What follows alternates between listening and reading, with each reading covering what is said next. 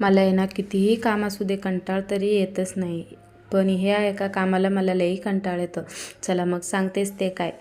सकाळी स्वयंपाक केलेले भांडे वगैरे तसंच होते. मग दुपारी भांडे वगैरे घासून घेतलं, किचन वाटा आवरून घेतलं.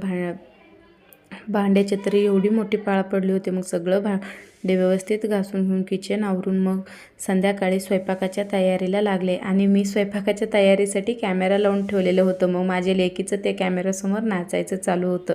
तुमच्यात पण मुलं असं करतात का सांगा.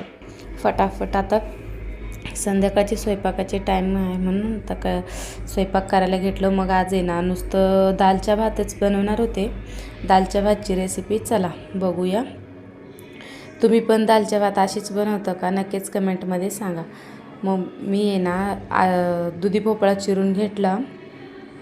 मग कुकरमध्ये दुधी भोपळा आणि टॅमॅटो, मसूर डाळ सगळं एकत्र घालून मग मिक्सरला 5-6 शिट्ट्या काढून घेतली. सॉरी, मिक्सर नाही कुकर बोलायचं होतं बरं का. असं कुकरला लावून घेतलं मी सगळं 5 शिट्टे होईपर्यंत. मग मी आहे ना फोडणीचं तयार करून घेतलं. माझे आहे ना अख्खे कठीण काम म्हणजे आहे ना हे कांदा चिरणंच बघा. खूप म्हणजे खूप रडू येतं बाबा. तुम्हाला पण असं होतं का नक्कीच सांगा. स्वयंपाक किती असू करू शकते, पण कांदा चिरायचं मला खूप अवघड काम आहे. चला सगळं चिरून घेतलं. कांदा, अद्रक, लसूण, 2 मिरच्या. आता दालच्या भातची मसाला तयारी करू. लवंग आणि विलायची, तमालपत्र, लवंग, दालचिनी सगळं आहे ना भाजून घ्यायचं आणि मिक्सरमध्ये पावडर करून घ्यायचं. आणि अद्रक लसूणची पेस्ट पण करून घ्यायचं. ते झाल्यानंतर व्यवस्थित सगळं एकत्र ठेवायचं. ठेवून मग हे कुकर लावलेलं डाळ रेडी झाले का बघायचं आणि फोडणीला सुरुवात करायचं.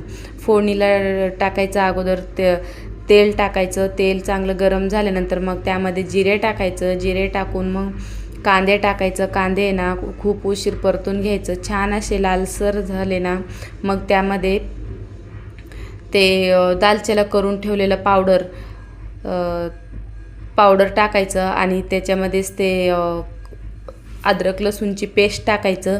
हे सगळं व्यवस्थित लाल होईपर्यंत भाजून घेऊन मग त्याच्यामध्ये ना तुम्हाला तिखटानुसार लाल तिखट टाकायचं आणि मस्त हलवून घ्यायचं आणि तडका द्यायचं.